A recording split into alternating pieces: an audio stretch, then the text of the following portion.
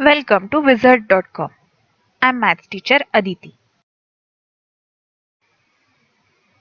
We have this question here.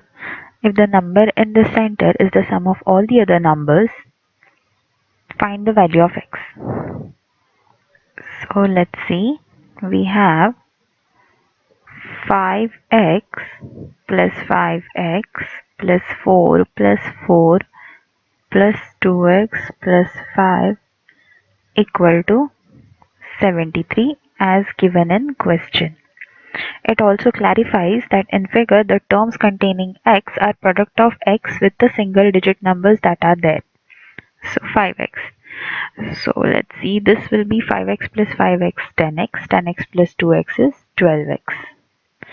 4 plus 4 is 8, 8 plus 5 is 13 equal to 73. So this is simple equation in one variable. So we have 12x equal to 73 minus 13.